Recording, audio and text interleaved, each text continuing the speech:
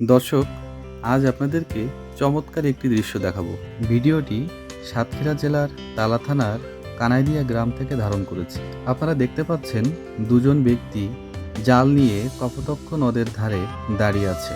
ওনারা মূলত জলের স্রোতের দিকে তাকিয়ে নিবিড় পর্যবেক্ষণ করছেন। ওনারা যখনই স্রোতের সাথে মাছের ভেসে যাওয়ার উপস্থিতি টের পাবেন, তখনই মূলত জাল নিক্ষেপ করবেন। আপনারা দেখে অবাক হবেন যে এই ভাইটি লক্ষ্যবস্তু স্থির রেখে কি চমৎকারভাবে জাল নিক্ষেপ করে দিলেন।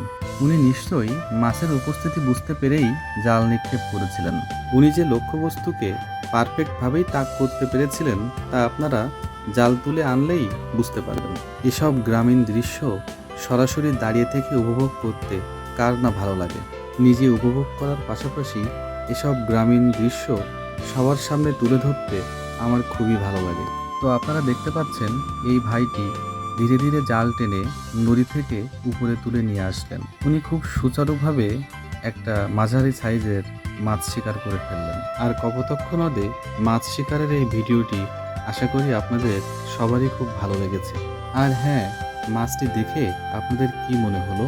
এটা কি মাছ হতে পারে? চিনতে পারলে বা নাম জানা থাকলে কমেন্ট করে আমাকে জানাতে পারেন। ধন্যবাদ।